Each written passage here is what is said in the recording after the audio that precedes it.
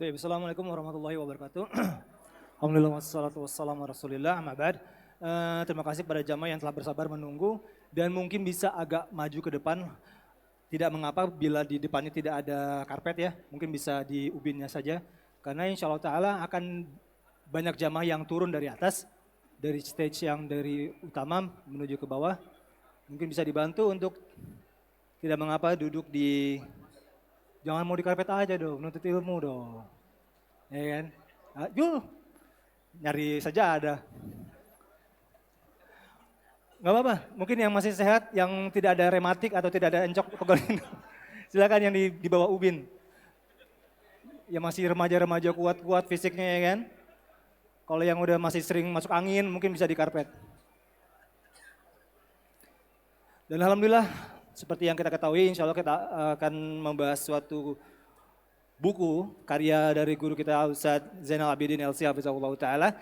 Yang kita ketahui beliau sangat, Masya Allah ya, dalam waktunya yang sangat padat menuntut ilmu, memberikan ilmu kepada kita semua, masih sempat untuk menulis ilmu yang bermanfaat bagi kita semua. Dan kita akan membahas buku kitab beliau, tulisan beliau, Menggugah Nurani Pemirsa TV. Sambil menunggu jamaah yang turun dan sebelum Ustadz memulai, dulu jangan dikasih dulu, saudara-saudara jangan dikasih dulu, santai dulu bos. Bos, santai dulu bos. Panitia ini rencananya kan kita membagi yang telanjur ya. Tidak sesuai skenario beliau. Ya udah deh. Terlalu bersemangat. Tadinya kita mau ngasih kuis pada Anda semua yang masih mempunyai TV mungkin di rumah. Masih ada yang mempunyai TV di rumah? Masih ya? Masih. Oh itu mungkin bisa dibagiin tuh yang masih punya TV tuh. Udah habis dari antum. Tolong dibagiin tuh yang masih punya TV. Tolong tunjuk tangan dulu yang punya TV. Ini di luar TV dakwah ya. TV ya. Oke. Konvensional. Yang tontonannya mungkin yang lokal ataupun mungkin ada TV kabel. Yang TV dakwah, hanya TV dakwah. Hanya TV dakwah. Masya Allah, satu orang saja. Di antara yang hanya TV dakwah ditontonnya. Boleh dikasih panitia itu mungkin TV dakwah. Itu TV dakwahnya ada di sini salah satunya. Yang masih nonton bioskop. Masya Allah jujur, barakallahu fiik. Nonton bioskop. Jujur ya, yang mau nonton bioskop karena dikit lagi Joker mau keluar ya. Yang masih nonton bioskop dikasih juga nih. Silakan deh dibagi deh nih. Oke kita akan ngebahas. Tolong dibantu. Satu nih ada sedikit, tinggal cuma satu. Ini yang tadi masih nonton bioskop. Satu nih, yang masih ngerokok. Satu buku kebetulan. Yang masih ngerokok, antum masih ngerokok.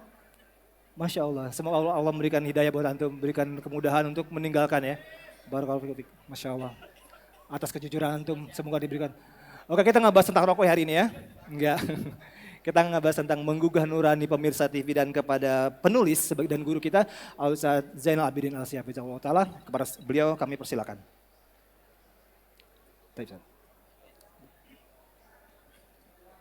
Tes. Assalamualaikum warahmatullahi wabarakatuh. Waalaikumsalam warahmatullahi wabarakatuh.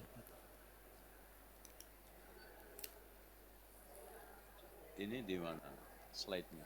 Slide-nya ya, Ustadz ingin memberikan slide. Di mana?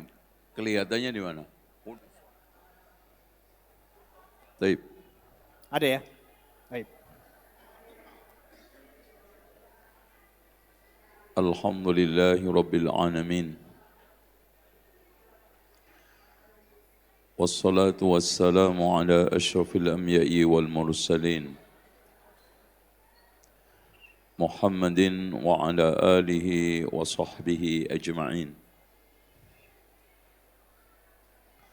Allahumma salli wa sallim ala Muhammadin wa ala ali Muhammad.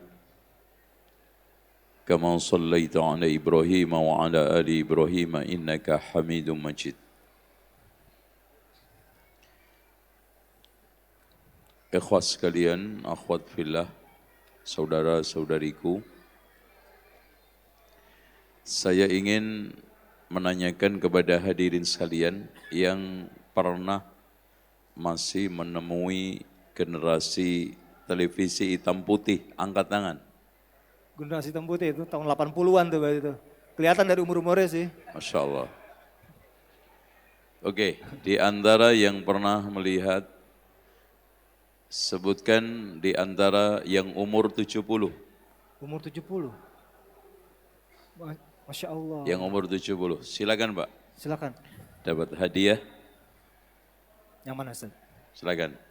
Masya Allah. Neraka Sakor menanti koruptor. Wah, Masya Allah. Insya Allah Bapak bisa kolaborasi dengan KPK. Amin.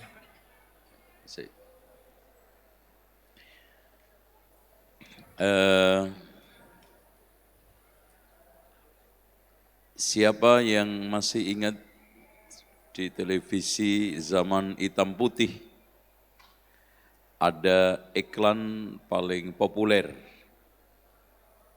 Sebutkan konten populer, konten iklan itu. Backgroundnya mobil berjalan. Tahu? Coba apa? Silakan. Eng. Oke. Ya? Isi kontennya apa? Mana suka, mana sarana. Oke Pak, silakan. Berarti ingatannya masih kuat. Insya Allah. Silakan.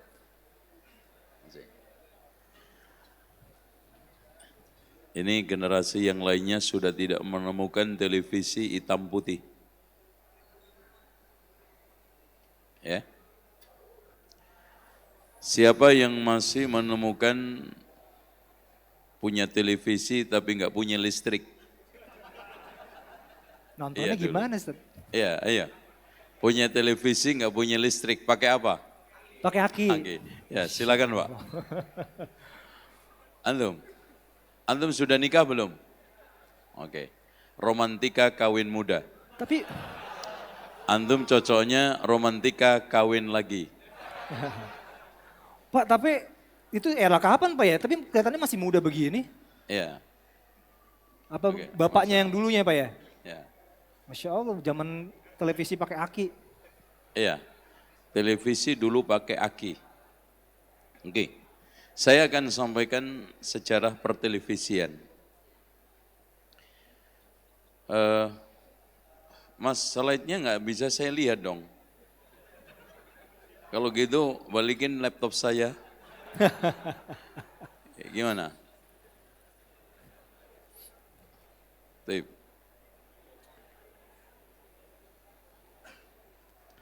Sejarah televisi, antum bisa lihat di halaman 2 dari bukunya. Tahun 1920 mulai diadakan penelitian untuk membuat stasiun dan mesin televisi. Jadi gagasan untuk membuat stasiun televisi dan mesinnya itu sudah dimulai tahun berapa? 1920. Berarti antum semua belum lahir. Ya. Di Indonesia ketika itu sedang naik daunnya Syarikat Dagang Islam yang dipimpin oleh HOS Cokro Aminoto yang berdiri tahun 1911. Dan puncaknya tahun 1921 sampai 25. Tahun 1927 mulai diadakan uji coba siaran televisi. Ya. Dan rekamannya itu masih pakai lilin. Makanya adzan yang direkam di Masjidil Haram pada tahun-tahun ini itu masih ada.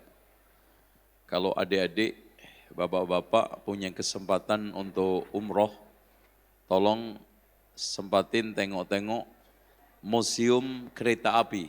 Di situ ada rekaman adzan tahun ini. Ya. Tahun 1951 mulai ditemukan teknologi televisi berwarna. Jadi kita itu sangat terlambat. Ya. Kita itu nonton TV tahun ini masih hitam putih. Sementara penemuan televisi berwarna itu sudah tahun 1951.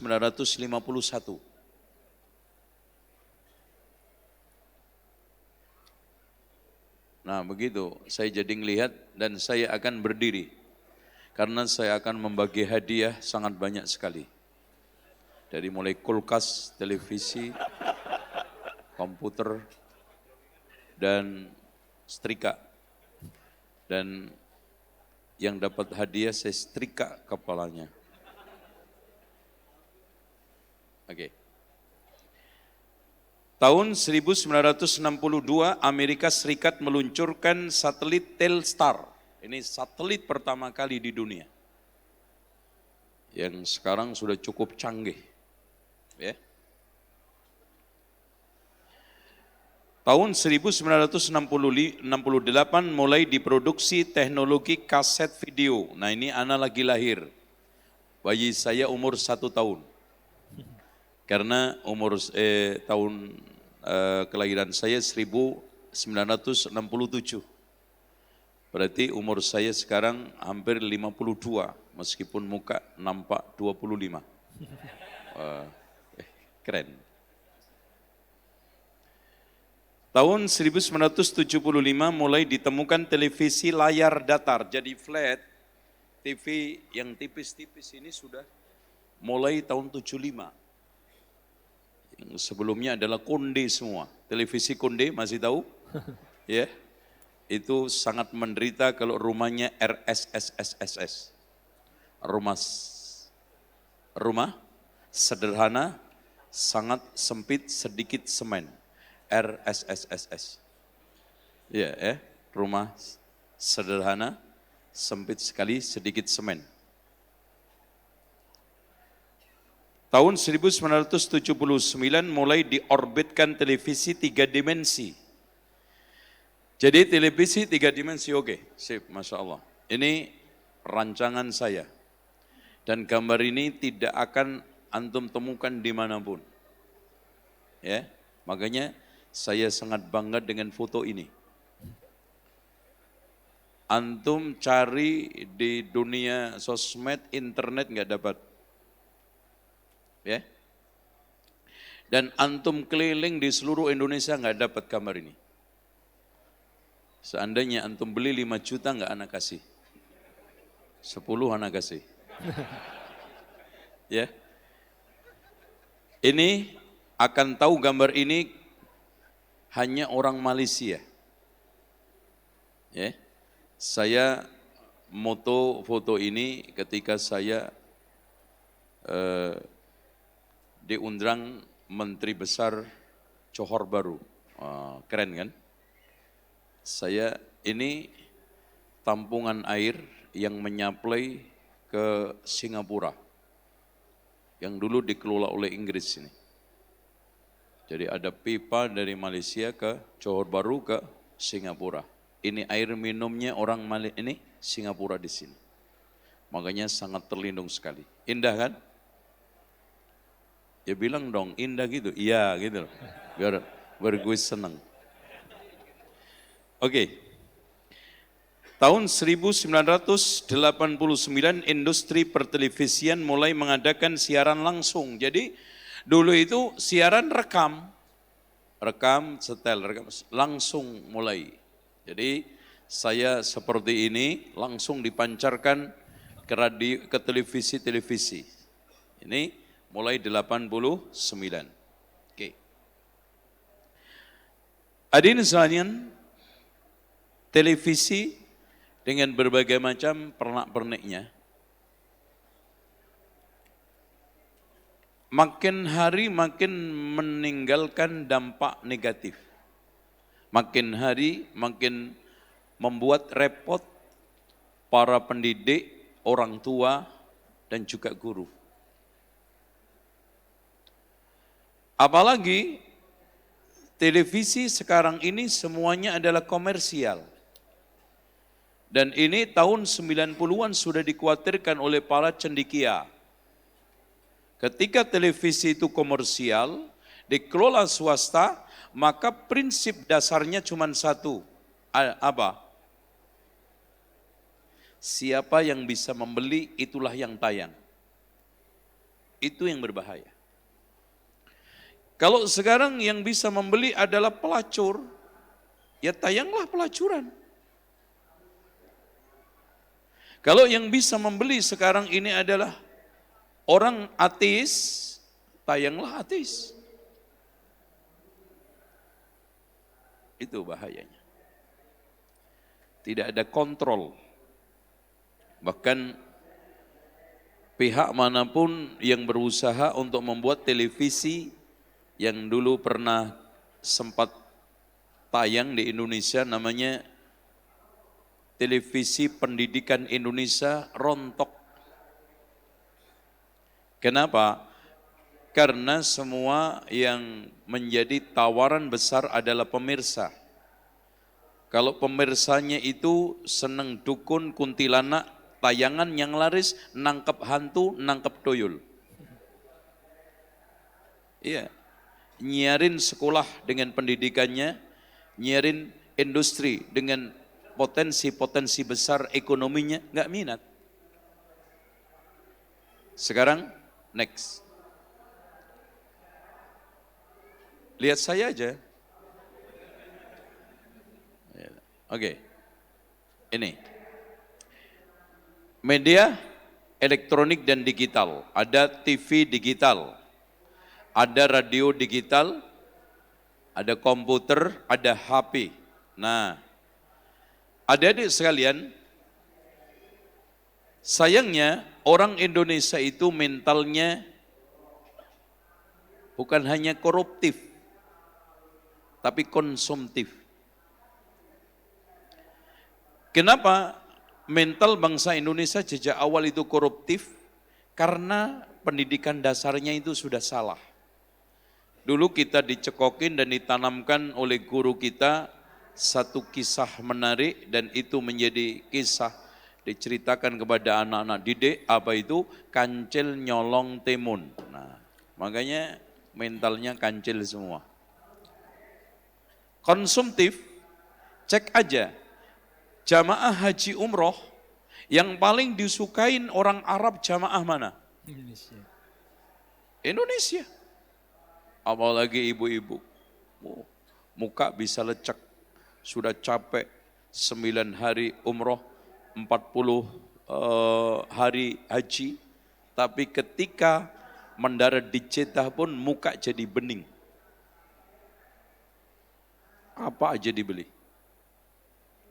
Terutama barang-barang ini, HP.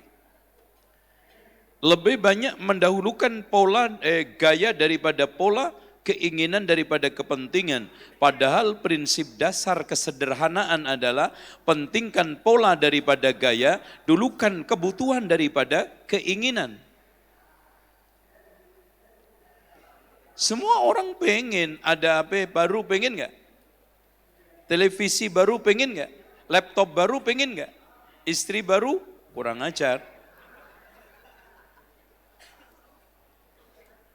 Dan HP ini lebih jahat daripada televisi.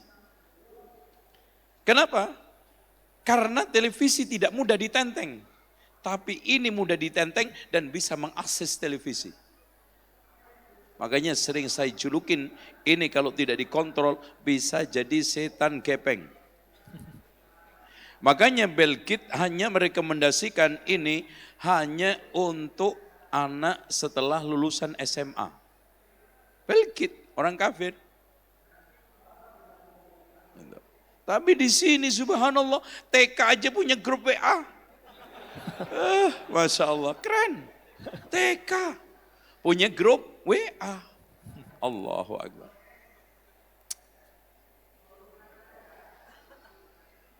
Kalau dulu kita dibiarkan orang tua kita sehari penuh, paling banter main bebek di sungai, main yuyu di sawah.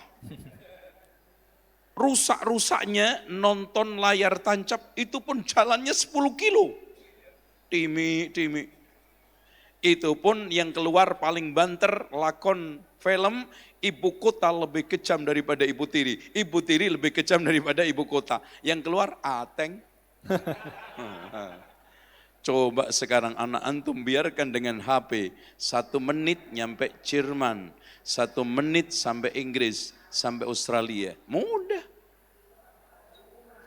Kita kira orang khusyuk di masjid. Lagi tafakur. Ternyata chatting sama janda. Aduh, Masya Allah. Di tengah masjid. Ya Allah. Kejahatan apa? Televisi. Kejahatan HP. Makanya dikontrol. Coba bayangkan hanya sekedar ibu rumah tangga. HP aja iPhone harganya 15 juta. Ngapain? HP cukup, yang penting pola, saya bisa bekerja. Kayak gini aja. Paling 500-600 ini harganya. Kalau bekas. Ya kan? Segini. Untuk apa orang Indonesia itu paling banter? Berbagai macam fasilitas yang disiapkan oleh provider HP yang dipakai cuma 3, telepon, WA, sama foto-fotoan. Apalagi orang yang mau haji umroh, yakin ganti HP karena fotonya udah jelek. Makanya lihat kalau mau survei, hampir seluruh pembeli HP yang ditanya nomor 1 pertama kepada counternya, Pak, fotonya bagus enggak? Oh, Pak Haji, apa aja difotoin? Payung mingkup difoto, payung bekar difoto, tembok ini tiang masjid difoto semua. Makanya rukun haji yang kelima foto-fotoan. Ini konsumtif. Makanya dulukan pola daripada gaya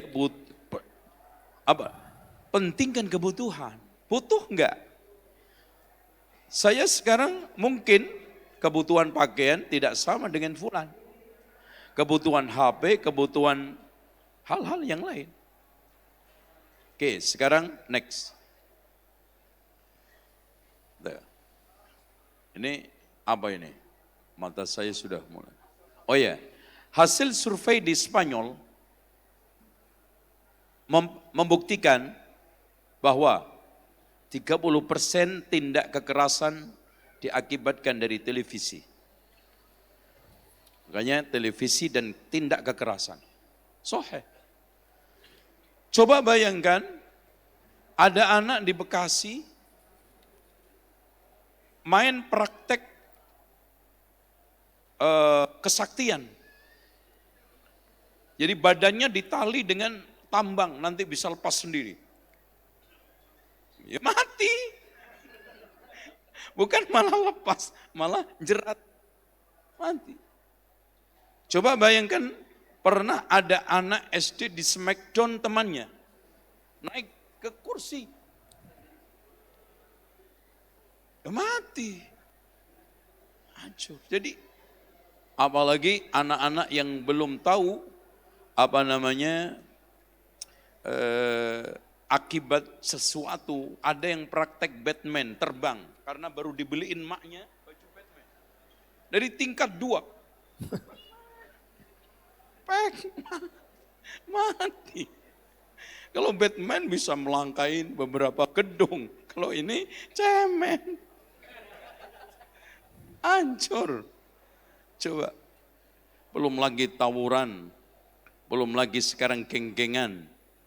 Ya, per grup yang sekarang ini melanda negeri kita.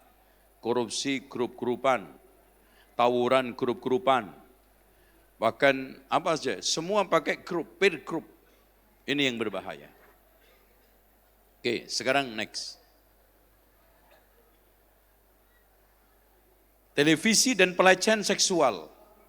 Ya, antum lihat tontonan yang ditayangkan di televisi, yang paling menonjol sinetron. Lakon yang paling laris apa? Orang ketiga. Makanya sering saya kritisi, sinetron itu mengajari terutama pemirsanya 5. 1, pinter nyolong pasangan orang lain. Oh itu gimana caranya? Diajari televisi. Nih caranya nyolong pasangan orang. Terus kemudian yang kedua, pinter untuk shopping.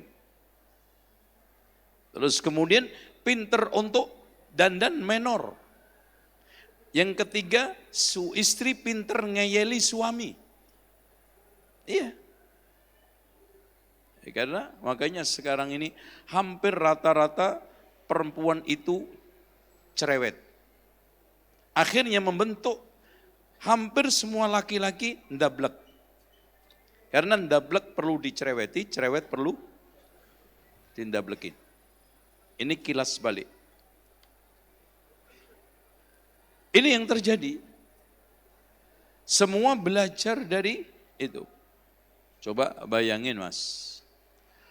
Tontonan-tontonan yang pakai background sekolah, bukan sekarang ini mencoba untuk memberdayakan bagaimana bentuk pendidikan, mutu pendidikan, cara mengajar yang baik.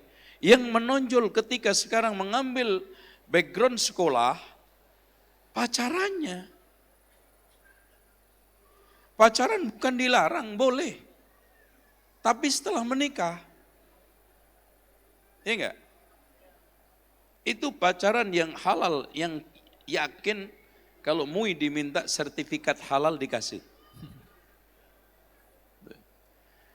Kalau pacaran sebelum menikah, itu yakin rata-rata coba-coba.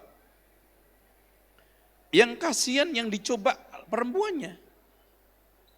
Coba bayangin seorang perempuan bekas dipacarin orang 8 tahun, kira-kira sisa apanya? Kalau laki-laki saya sering bilang, laki-laki pacaran 8 tahun, lumayan, masih emas. Ibarat emas kejebur got, masih diambil, dicuci-cuci masih berupa emas. Mas Edi, Mas Waluyo, Mas Ngatno. Tapi kalau perempuan seperti kerupuk kejebur got, siapa yang mau makan? Habis.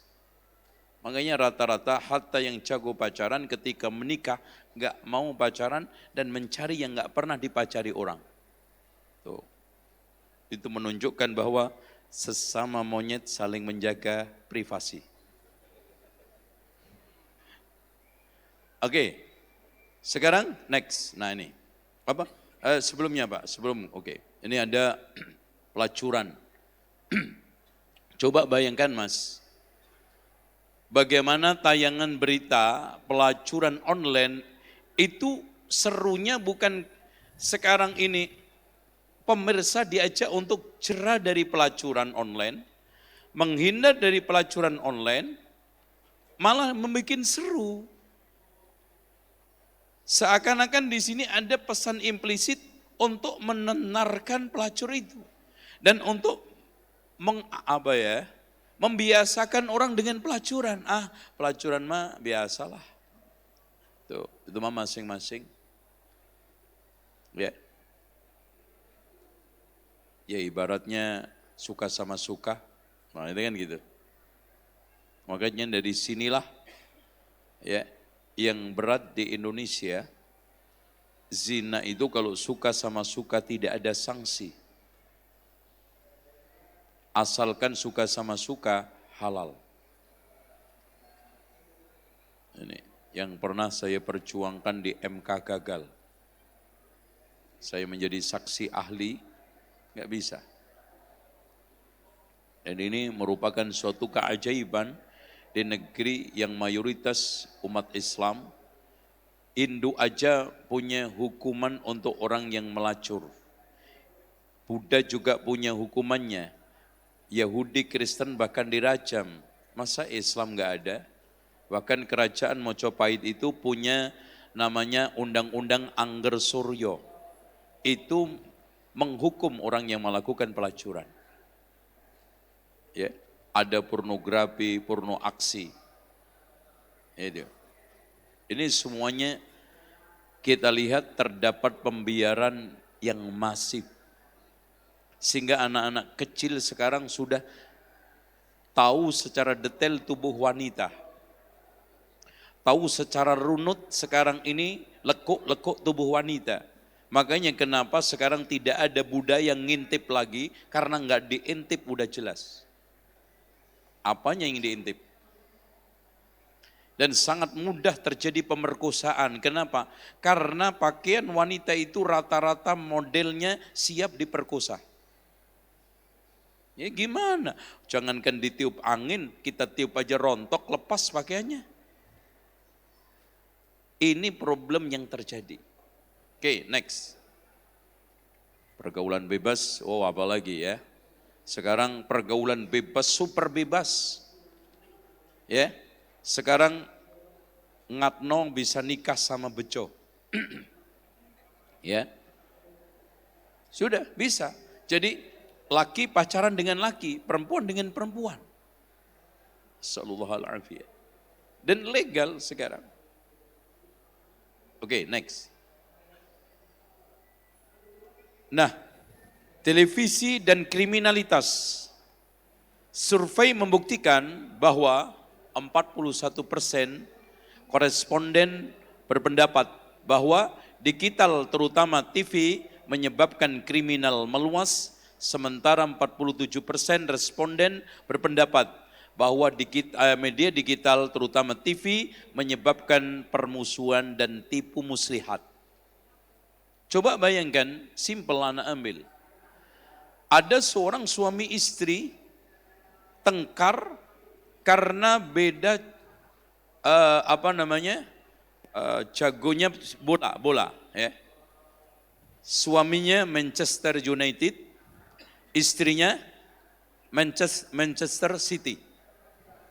Udah, apalagi pertandingan bola. Ini bermasalah. Sekarang next. Ya, terus televisi dan retaknya rumah tangga. Karena perselingkuhan diajari oleh televisi. Terus apa lagi? Apa itu? Lesbi, homoseksual, mucikari. Terus? Ya, fitnah wanita. Ma taraktu fitnatan ba'di adarru 'ala rijali minan nisa. Saya tidak tinggalkan satu fitnah yang lebih berat buat laki ketimbang perempuan. Semuanya di televisi dan berdasarkan survei, rata-rata wanita yang masuk ke televisi itu antara umur 14 sampai 32.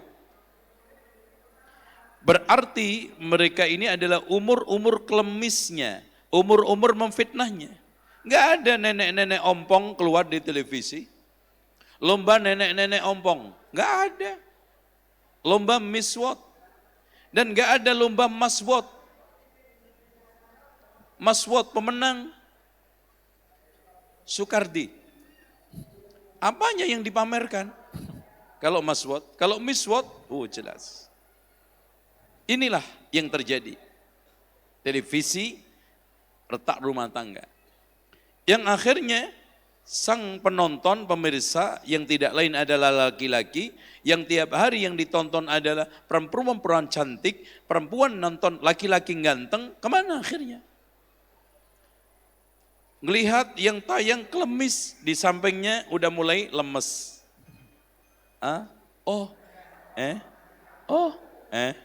Gitu. Akhirnya apa? Terjadilah di sana lemah syahwat. Disharmonika muncul. Ya iya benar. Kenapa televisi klemis? Mereka sebelum tayang itu mas, masuk salon bayarnya 10 sampai 15 juta. Lah istri antum pedak beras. Gimana bisa cantik? Di sinilah. Makanya lambat laun terjadi disharmonika. Sehingga dengan mudah mengatakan ke istrinya, ana sudah tidak punya rasa sama antum, sama anti. Padahal sudah punya anak 4. Nah anak 4 kemarin rasa apa emang? Itu kan gitu. Begitu juga perempuannya. Mas kalau jantan ceraikan aku. Karena sudah bosan. Karena melihat tayangan-tayangan sinetron, tayangan-tayangan TV yang selalu terus mendistorsi keharmonisan dia. Oke, next sekarang. Oke. Sekarang televisi dan dekadensi moral. Nah ini. Oke. Yang pertama, ya durhaka sama orang tua. Masya Allah. Bagaimana kalau antum lihat tayangan televisi terutama sinetron, ditampilkan anak itu selalu menang sama orang tua. Dan orang tuanya dimarahi anaknya itu diem aja. Dikesankan di sini adanya pendidikan yang kebalik-balik. Kita jangan terikat dengan pesan-pesan lama, cara-cara kuno. Sekarang ini seperti ini. Terus ada lagi akhlak. Masya Allah, akhlak remaja kita, akhlak moral anak-anak kita sudah hancur sekarang. Bagaimana dia akhlak sama orang tuanya, sama gurunya, sesama temannya, apalagi. Terus, ya hilangnya karakter Islam, simbol-simbol Islam hilang. Terus, ini rusaknya kepribadian Islam dan yang terakhir adalah loyalitas. Karena sekarang di televisi itu ditampilkan orang-orang sudah tidak lagi kagum dengan tokoh-tokoh Islam. Tidak kagum lagi dengan simbol-simbol Islam. Bahkan sama rata sama rasa. Malah sebaliknya figur-figur non-Islam ditampilkan sosok pahlawan, sosok paripurna. Sehingga anak-anak sudah tidak mengagumi tokoh-tokoh Islam bahkan non-Muslim. Dari situ loyalitas Islam hilang. Sekarang next. Ini distorsi akidah Islam ya jelas ya menyebabkan kekufuran dan kesyirikan. Terus kuatnya kebid'ahan ya karena di televisi yang ada adalah ajaran-ajaran seperti itu. Gampangnya mengakses kemungkaran. Mudahnya syubhat dan syahwat meresap dan banyaknya firqah-firqah sesat yang menyebarkan kesesatan di televisi. Coba bayangkan hari raya yang pernah di televisi 2 hari baru hari raya jelas-jelas bulannya itu sudah tinggi. Alasannya apa? Ini adalah aliran ABG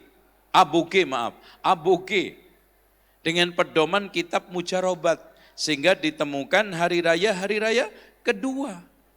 Masya Allah. Dan masih yang lainnya. Sekarang next. Sekarang televisi dan prestasi belajar. Nih, Dr. Mahmud Al-Badr menyatakan, berbagai macam penelitian telah menyebutkan bahwa sebagian pelajar di negara-negara Arab ketika lulus SMA telah menghabiskan 15.000 jam di depan televisi, sementara itu ia tidak menghabiskan di bangku sekolah lebih daripada 10.000, bahkan ada yang 8.000 jam saja. Coba bandingkan. Artinya anak dari usia TK sampai SMA itu lebih banyak duduk di depan televisi daripada bangku sekolah. Ini perbandingan.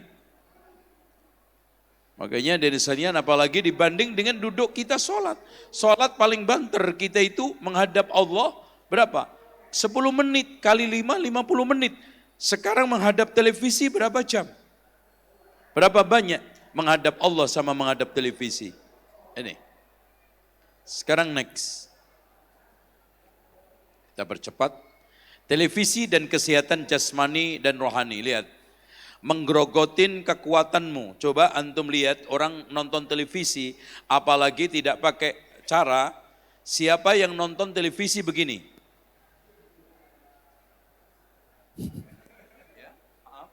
Itu pasti kena punggung, skoliosis. Ya. Atau nonton televisi begini terus, pantatnya gepak. Jadi nggak ada yang positif.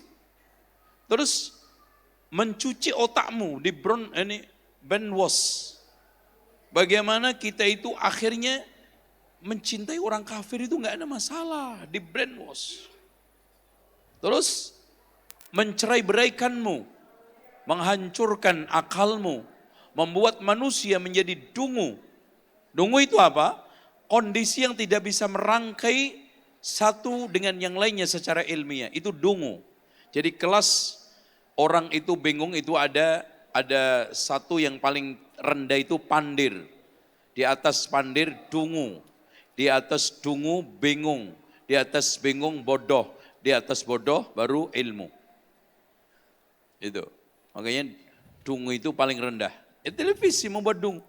Menjajah akalmu. Terjajah akal kita. Racun budaya dan agama.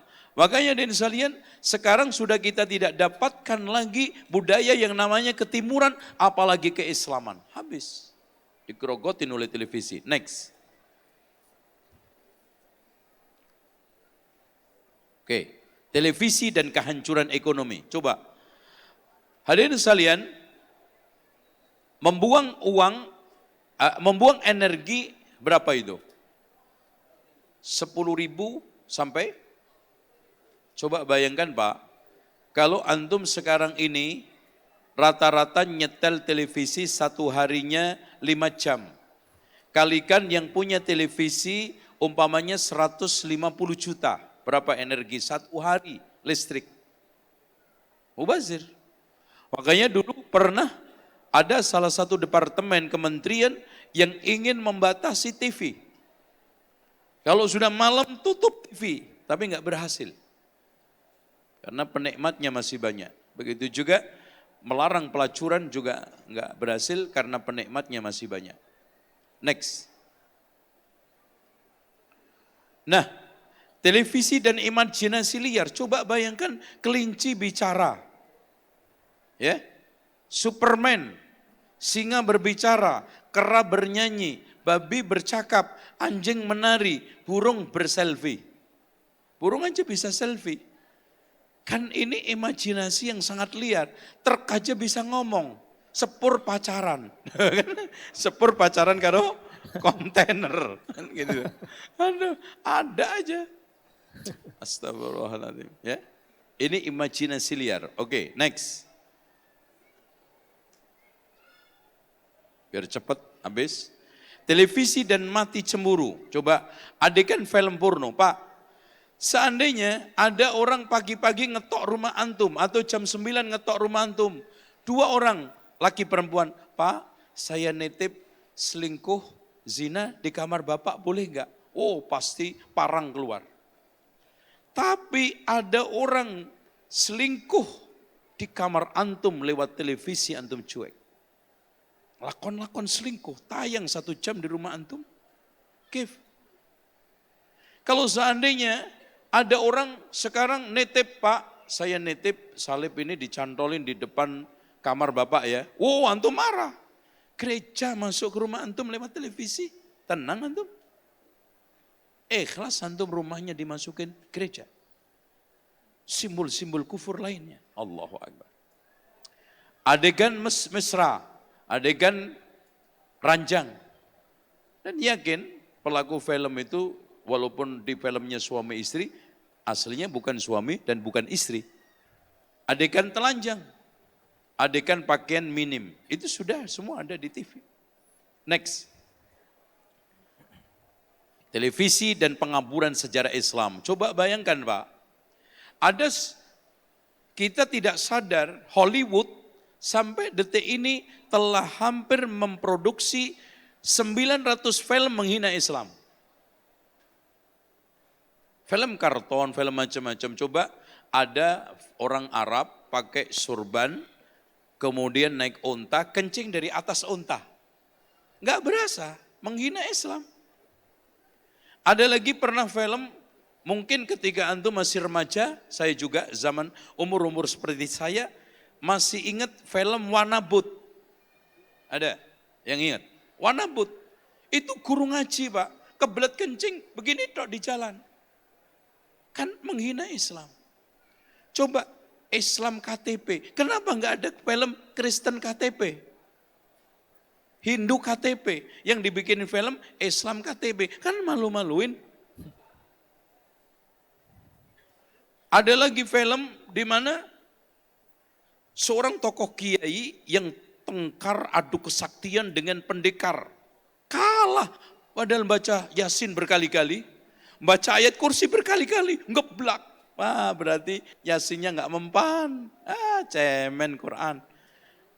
secara terselubung orang sudah tidak percaya dengan ayat kursi. Yang disampaikan berkali-kali oleh Rasulullah, setan aja ngakui kedahsyatan apa? Ayat kursi. Nah itu, ini yang terjadi. Jadi visi dan pengaburan Islam. Contoh, bagaimana mereka menampilkan film kekerasan selalu yang tokoh premannya itu jenggotan. Jenggot bagus, sunnah, tapi ngerokok, mabuk. Gandeng perempuan 6. Oh, jadi kesannya tuh orang jenggotan. Nah itu. Yang lebih aneh lagi, orang-orang baik tidak dijilbabin. Orang yang rusak mulutnya di sinetron itu jilbaban. Nah itu kan, dibalik-balik. Orang yang sekarang rusak akhlaknya, rusak mulutnya, tukang fitnah, jilbaban. Sementara orang yang sopan, bagus, apa? Enggak jilbaban. Oh artinya gini kesimpulannya. Oh dalam mas, enggak usah sekarang ini terlalu kaku. Toh yang jilbaban belum tentu baik dan yang enggak jilbaban belum tentu jelek. Itu yang terjadi. Coba bayangkan pernah di tahun 80-an ada film anti anak banyak. Masih ingat? Jadi seorang yang anaknya banyak repot, kesel ini. Sementara yang anaknya 2, tentram, damai. Lah film saya juga bisa bikin. Sutradara saya setel, anak 11. Satu jadi direktur Pertamina. Yang satunya jadi kepala sekolah terbaik di Indonesia. Yang satunya memiliki travel. Yang satunya jadi menteri. Yang satunya wakil presiden. Kan saya bikin film, gitu. Ini kenapa tidak di-set seperti itu? Karena apa? Distorsi. Sementara Rasulullah itu paling seneng umatnya itu anaknya banyak. Maka dulu pernah ada satu iklan, 2 anak lebih baik. Gitu kan. Dulu kan pernah ada 2 anak lebih baik. Next. Oke. Kurang selesai ya, kita percepat. Televisi dan narkoba, jelas ya. Terus next.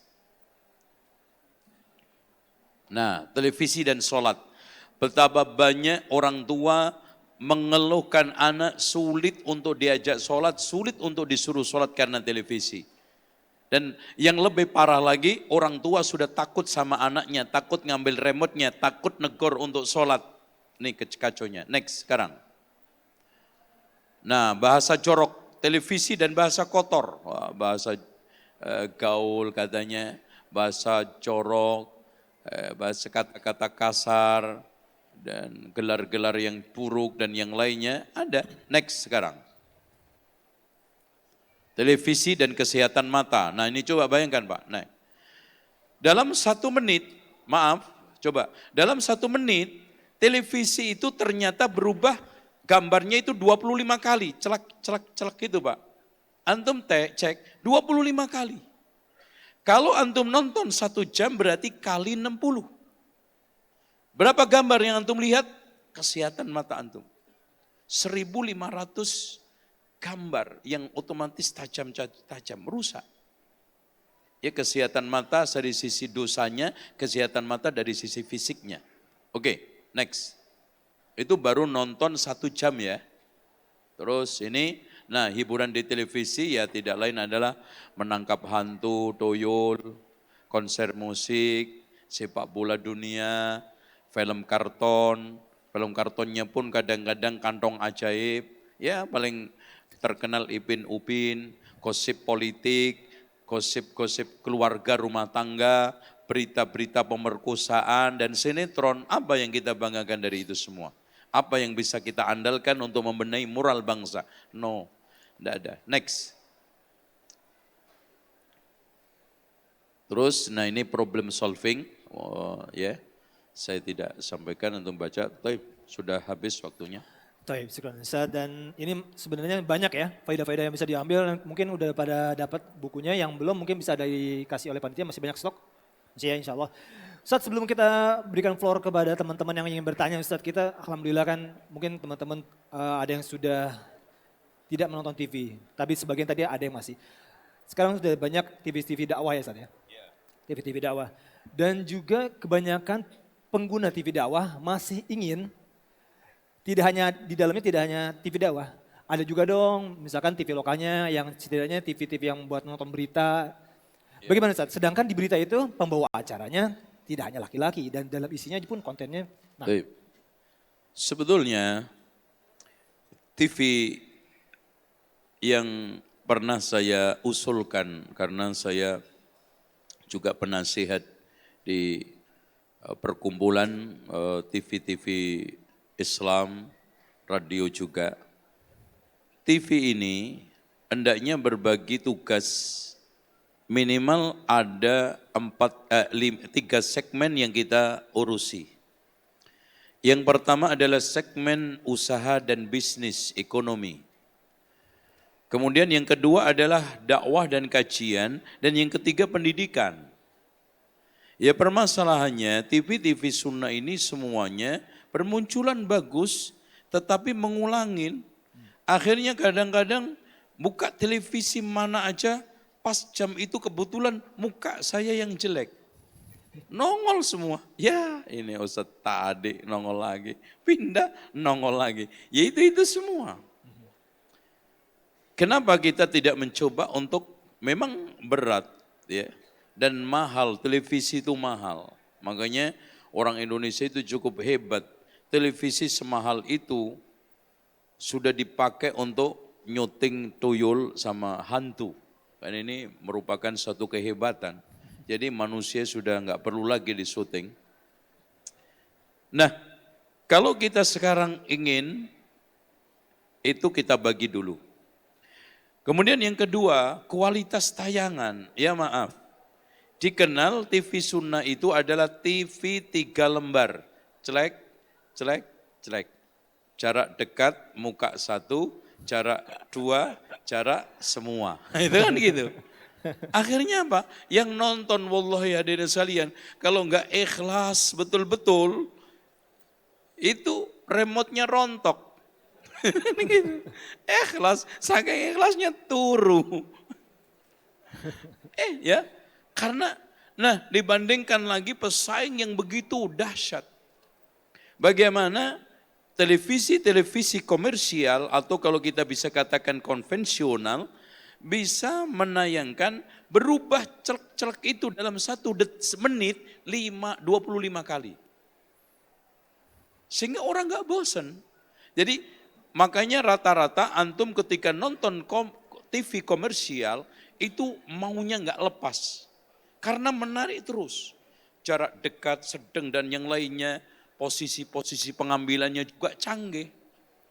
Udah gitu kadang-kadang Masya Allah, kameranya bekas yang dibuat untuk ngambil gambar. Akhirnya ustadznya jelek, kameranya burem, pas. Semakin tidak menarik.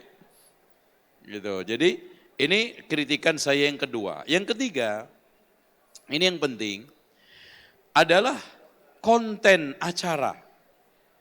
Ya, konten acara ini harus betul-betul kita urus dengan baik. Ya, sampai hari ini ya masih seperti itu aja. Dan sebetulnya tentang masalah berita, kita ini bisa mencoba untuk merintis. Pak, kenapa orang-orang non-muslim itu bisa membuat penerbangan perintis?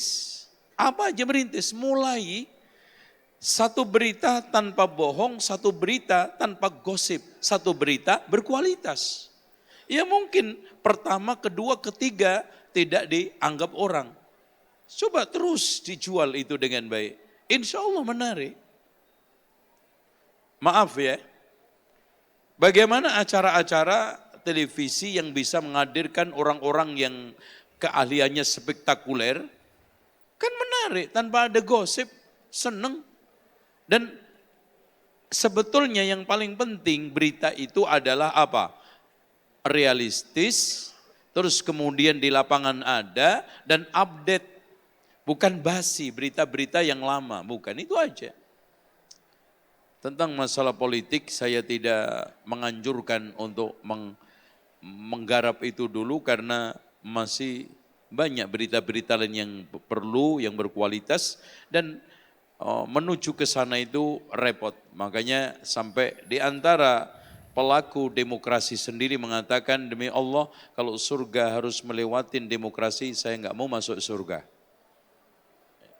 Masya Allah. Baik. Ada yang ingin bertanya dari ikhwan mungkin atau akhwatnya dari tulisan ataupun yang ingin secara langsung. Ini mic-nya hidup nggak panitia? Ya, silakan. Baik. Untuk yang ikhwannya bisa langsung ke sini. Untuk akhwatnya ada yang ingin bertanya? Akhwat? Ada yang ingin langsung bertanya? Kalau tidak saya akan bacakan. Oh, ada, silakan. Langsung ke mic-nya. Assalamualaikum Ustaz. Ya. Assalamualaikum. Waalaikumsalam. Mau bertanya Ustaz. Ya. Orang tua saya udah lanjut usia. Terus kemarin beberapa waktu yang lalu saya belikan TV. Bisa lebih dekat lagi mic-nya? Mungkin bisa dibantu dinaikkan? Ah, boleh. Silakan. Ini maaf, orang tua saya kan udah lanjut usia Ustaz. Jadi tinggal di rumah saja. Kemarin saya belum lama belikan TV. Tapi untuk ayah saya itu cuma nonton berita sama bola. Tapi terkadang ibu masih sering nonton sinetron dan lainnya. Itu bagaimana Ustaz? Apakah saya kena dosanya? Dan mohon nasihatnya Ustaz. Terima kasih. Iya, karena al-wasilatu ta'khudhu hukmal ghayah. Ada satu kaidah fikih. Al-wasilah itu mengambil hukum tujuan. Antum memberikan wasilah tujuannya untuk itu, maka kena. Oleh karena itu, saya sarankan kepada antum secepatnya beli parabola, dirubah. Untuk dikonekkan dengan TV-TV Islam, TV-TV Sunnah. Dan itu yang saya lakukan juga. Dan alhamdulillah cukup nyaman. Bosan matikan. Karena kalau antum belikan itu, pertama kasihan orang tua antum sudah tua, dipaksa mata, punggung dan yang lainnya, makin cepat sakit. Kemudian yang kedua, kalau nanti lagi nonton sinetron, lakonnya nggak benar terus lagi mati, su'ul khatimah. Dan antum yang memfasilitasi itu semuanya. Oleh karena itu dirubah dan hal itu mudah, cukup beli parabola harganya berapa? 1.500.000, udah connect. Dan bisa ganti-ganti ada TV ini, bervariasi juga insya Allah. Ustaz, Demikian. kembali tadi hanya menonton berita saja Ustaz. Maksudnya yang kita garis bawahi pembawa acara berita itu kan lebih sering banyak wanita-wanita saja. Hukumnya Iya, gimana Ustaz? dan itu pasti karena ada satu kondisi yang kita tidak bisa hindari melihat wanita yang tabarruj, ya. Baik, ada lagi silakan. Ada mic yang sebelah sisi sebelah sananya. Ada? Oh tidak, itu mau keluar. Ada yang ingin bertanya lagi? Ada? Fadl. Ya. Untuk akhwatnya silakan habis ini kalau ada ya. Ada sudah megang mic-nya. Ayo silakan yang ikhwan. Assalamualaikum warahmatullahi wabarakatuh. Waalaikumsalam. Ustaz, saya mau bertanya, apa hukumnya menonton animasi yang berbentuk lekukan tubuh wanita dan lain-lainnya Ustaz? Apakah dosanya sama dengan melihat aurat wanita? Ya. Assalamualaikum warahmatullahi wabarakatuh. Waalaikumsalam. Hadirin sekalian, ini otomatis lebih berat. Masya Allah. Karena ini bukan hanya sekedar menggambar makhluk hidup, tapi menghidupkan makhluk hidup. Itu lebih berat. Meniru ciptaan Allah yang dalam kondisi statis itu dilarang, apalagi hidup. Apalagi ditambah lagi telanjang. Ya, maka harus kita hindarkan. Kalau sekarang ingin membuat satu film praktek sholat, manusia aja langsung. Kalau kita ingin membuat satu peragaan-peragaan, langsung aja hidup. Ya, live manusia. Itu yang lebih tepat. Adapun yang beliau hanya menonton Ustaz, animasinya Ustaz? Ya kalau memang kondisi telanjang, itu pasti membangkitkan syahwat. Bahkan maaf, film-film animasi ketika menampilkan perempuan itu lebih cantik, lebih lengkap, lebih ini. Bahkan seakan-akan itu ada, tapi ternyata enggak ada. Antum penasaran nanti. Itu. Baik. Ini bahaya. Baik, jazakallah khair, Ustaz.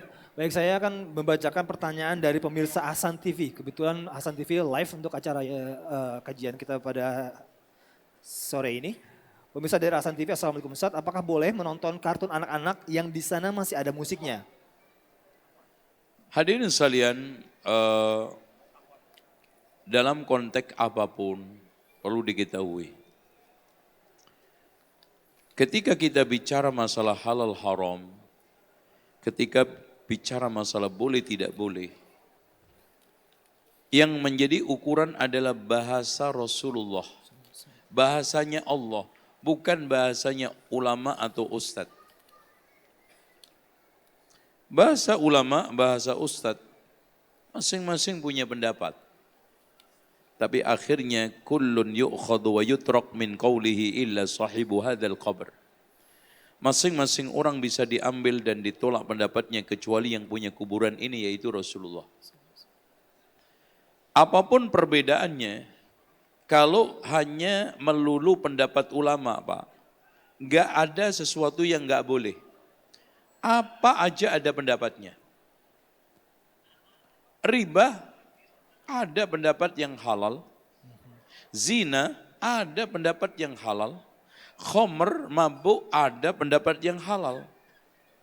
Ujung-ujungnya nanti yang mengadili siapa? Allah dan Rasulnya. Makanya Imam Asy-Syafi'i sendiri mengatakan, in sahhal hadisu fahuwa madhabi. Kalau kamu mendapatkan hadis, itulah madhabku.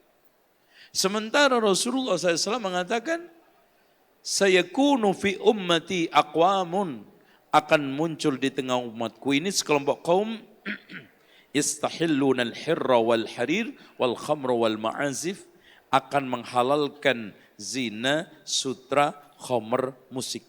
Menghalalkan artinya sebelumnya apa?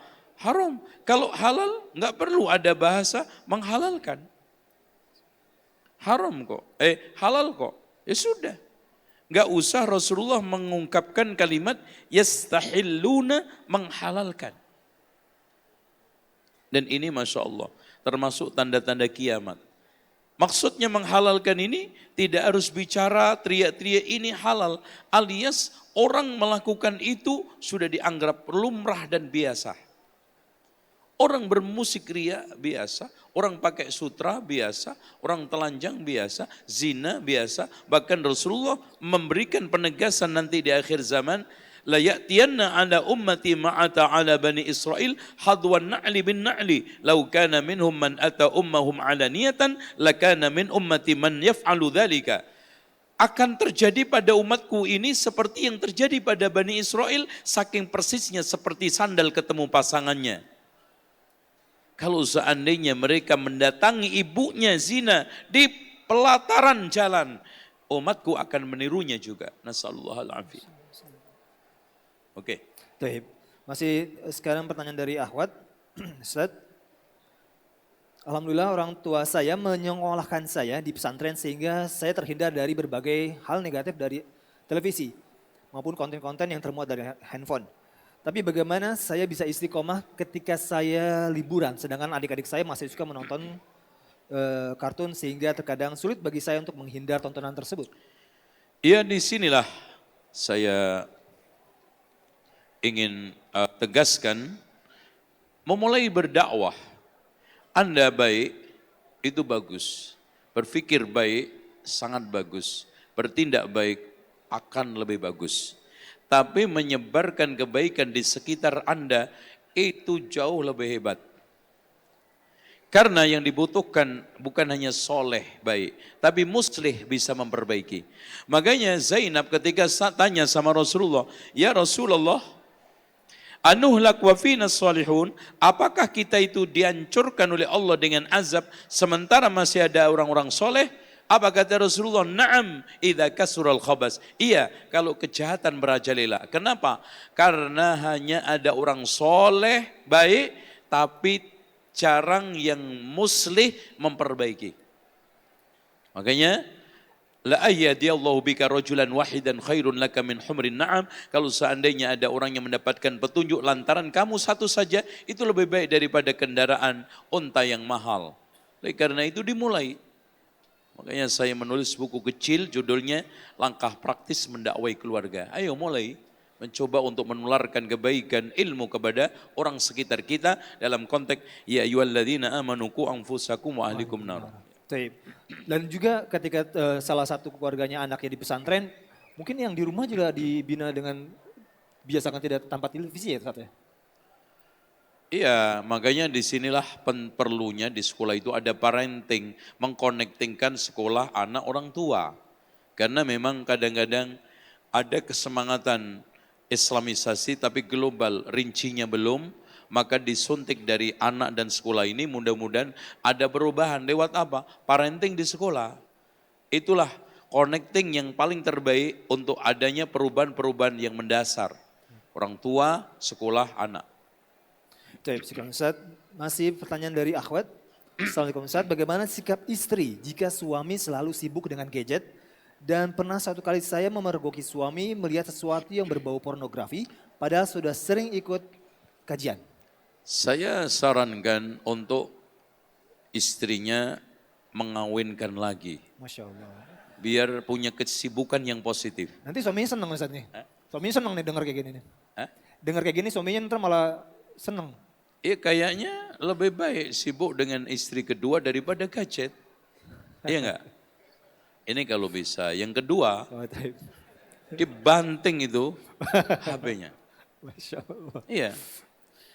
Ini laki-laki yang tidak bertanggung jawab. Wallahi ya ikhwan, HP ini diciptakan oleh Allah untuk mencari sesuatu yang manfaat. Oke untuk bisnis, oke bagus. Untuk hubungan, kontak. Tapi kalau hanya tang tung jawab WA, jawab ini, haha hehe, hancur waktu antum. Makanya Imam Asy-Syafi'i itu mengatakan, setelah saya bergaul dengan orang sufi, tidak mendapatkan manfaat kecuali dua. Waktu itu seperti pedang, kalau kamu tidak gunakan untuk menebas kamu yang ditebas. Dan yang kedua, orang itu kalau tidak sibuk dengan kebaikan, pasti sibuk dengan keburukan. Itu cari kesibukan. Ini yakin orang tidak punya kesibukan. Coba sibukkan ngapal Quran, sibukkan ngapal hadis. Wallahi Anda kalau bisa main gadget seperti itu, belum apal Arba'in Nawawi, apa enggak malu sama Imam Asy-Syafi'i? Imam Asy-Syafi'i Quran seluruhnya hafal, hadis ratusan ribu, enggak pernah main HP. Antum mengeyel, enggak ada HP. Oke, Imam Syafi'i nggak pernah mancing. Tuh, artinya di sini loh, sesibuk, sehebat itu Imam Syafi'i tidak berani menyanyikan waktu, membuang-buang waktu. Antum surganya di mana? Keislamannya di mana? Kok bisa membuang-buang waktu? Coba man qara'a harfan min kitabillah. Barang siapa yang membaca satu huruf dari kitabullah, diberikan satu kebaikan, dilipatkan 10 kali. Ketika main HP, berapa huruf Al-Quran yang lepas dari antum? Wallahu a'lam. Baik, sekarang Ustaz, mungkin yang ikhwannya ingin bertanya lagi. Ikhwan ada yang ingin bertanya? Fadl, di mic-nya langsung. Kalau tidak saya akan. Ada? Baik, dari akhwatnya lagi kalau gitu ya. Ustaz, nampaknya ini dari santriwati Ustaz. Yeah. Ada yang bertanya bagaimana cara menasihati teman yang agar bahasa nyaman dan enak untuk disampaikan kepada temannya. Seperti karena temannya itu suka-sukaan dengan ikhwan, ngomongnya kasar dan adabnya tidak bagus. Ini sering dibacakan hadis-hadis ayat-ayat tentang jaga lisan. Sering diajak untuk mendengarkan ceramah-ceramah tentang bahayanya lisan. Dan suruh untuk berhitung hisab. Coba bayangkan, Pak, rekam suara antum 1 hari aja. Enggak ada satupun yang meleset kalimat itu, bagaimana nanti dihisab Allah. Ma yalfidhu min qawlin illa ladaihi raqibun atid. Dan banyak orang yang dihancurkan oleh lisannya. Dan hancur karena lisannya. Oleh karena itu, nasihatin tentang itu insya Allah didekati terus. Terus kemudian mengajak ngobrol yang positif. Tegur ketika dia mengumbar kalimat-kalimat corok dengan teguran yang sopan santun. Mbak jangan gitu. Langsung insya Allah itu case lebih baik, praktek lebih baik. Ya, wallahu a'lam. Tips. Dan masih pertanyaan dari Rahwat. Ada yang ingin bertanya ikhwannya? Malu-malu? Atau perlu ada kuis lagi? Ini masih ada buku banyak ini. Bagi antum yang bertanya. Ya, silakan. Assalamualaikum Ustaz. Waalaikumsalam. Yang tadi pertanyaan orang tua. Yang televisi Silakan, ya? Mas. Ya. Ini Mas. Antum udah nikah belum? Cocok. Romantika kawin muda. Itu mungkin bisa ada televisinya, mungkin akhwat yang di belakang juga ingin nazar kali. Yang tanya tadi, yang kedua lagi, antum. Silakan. Buku putih dakwah salafiyah. Masya Allah. Mudah-mudahan dibaca. Oke. Silakan. Silakan. Assalamualaikum Ustaz. Waalaikumsalam warahmatullahi wabarakatuh. Kita alhamdulillah sudah tahu bahwa gambar-gambar yang bernyawa itu tidak diperbolehkan karena malaikat tidak masuk. Ya. Lantas bagaimana dengan TV? Sedangkan di TV itu ada gambar yang bernyawa juga. Terima kasih. Wassalamualaikum. Perdebatan tentang masalah ini apakah termasuk gambar patung. Para ulama di antaranya adalah Syekh Muhammad Ibnu Shalih Al-Utsaimin tidak memasukkan itu. Ini seperti ngaca. Ketika antum ngaca, ada orang nggak di situ? Ada? Boleh nggak ngaca? Boleh. Kalau nggak boleh ngaca, nggak ada orang yang ganteng. Oke. Sepakat semua ulama membolehkan ngaca. Ketika itu Anda kan membentukkan diri Anda menjadi dua. Dan bahkan ada kaca yang bisa memindah banyak gambar itu ya. Ya. Ini sama, oleh karena itu ini adalah termasuk proses pemindahan tubuh antum ke dalam kaca. Terus kemudian antum lihat, boleh enggak? Boleh. Wallahu a'lam. Jadi televisi itu bukan termasuk dalam gambar ya Ustaz ya? Iya. Hanya cahaya yang kita akan dibentuk menjadi suatu bentuk dan masuk ke dalam televisi seperti kaca. Iya. Baik, syukran Ustaz. Dan kembali pertanyaan dari Ikhwan mungkin. Ada di belakang. Boleh minta Iya. waktu sedikit ke Silakan. depan? Atau bisa mungkin suaranya agak dikencangkan sedikit Bapak? Oh, terima kasih.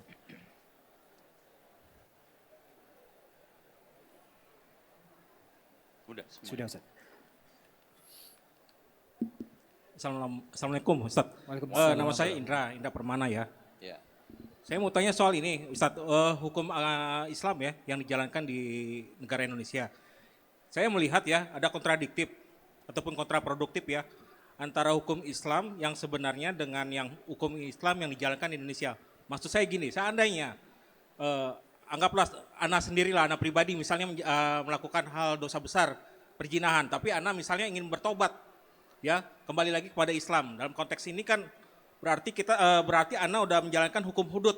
Dalam arti kata, anak udah dibebaskan oleh Allah seandainya memang menjalankan hukum Islam yang ada. Tapi bagaimana seandainya anak berkeinginan, ya ataupun berniat untuk menjalankan hukum Islam secara sempurna, tapi karena hukum dan undang-undang Indonesia tidak memungkinkan, itu apa nanti di akhiratnya dihukum dengan hukum yang sama atau bagaimana gitu?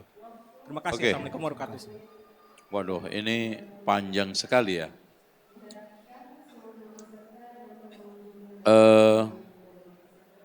Begini Pak, kewajiban menegakkan hukum dan syariat tidak bisa ditawar. Saya tanya nurani antum, antum punya nurani, antum rela urusan antum paling sakral dibuatkan aturan oleh manusia yang kadang kafir. Yang kadang dia itu seorang penjahat. Yang aturan itu terkait halal haram kemaluan kita.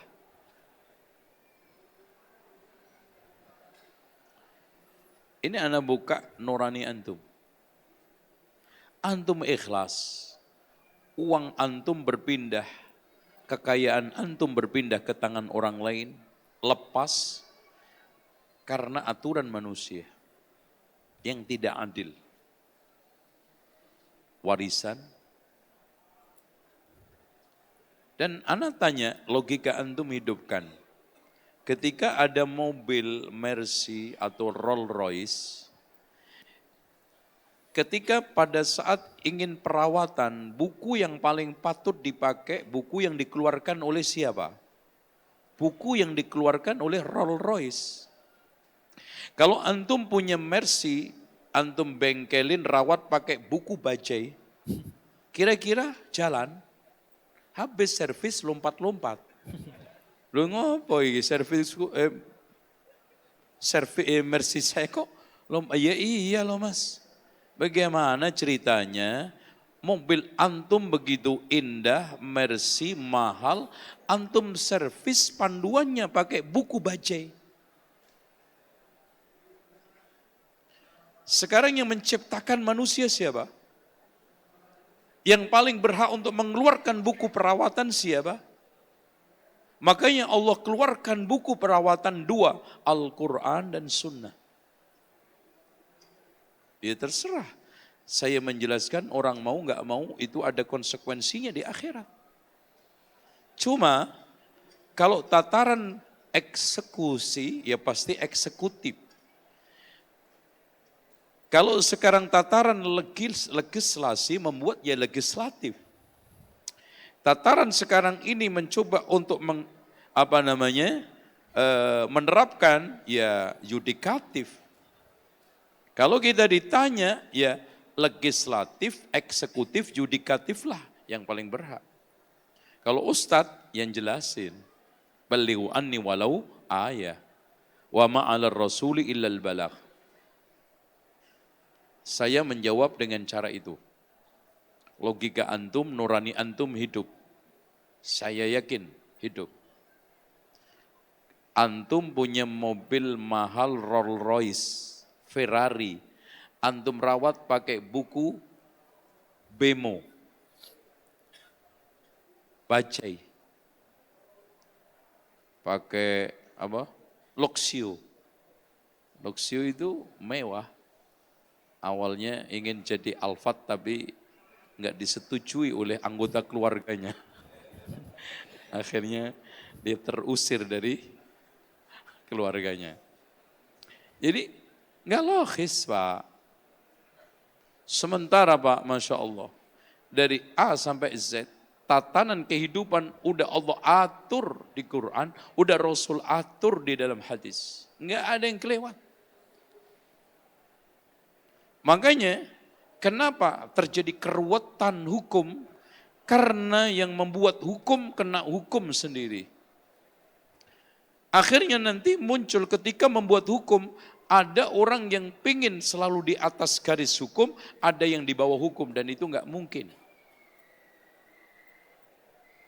Sehingga ketika mencoba untuk mengakali bagaimana saya tidak kena hukum itu. Tapi kalau yang membuat adalah yang maha adil. Wa tammat kalimatu rabbika sidqan wa adla. Yang membuat tidak pernah pamrih terhadap hasil hukum. Yang membuat tidak pernah kena hukuman. Yaitu Allah. Pasti sempurna. Makanya Rasulullah mengatakan ada bencana 5 yang akan menimpa kalian dan aku berlindung kepada Allah. Semoga kalian terlindunginya di antara 5 bencana yang terakhir.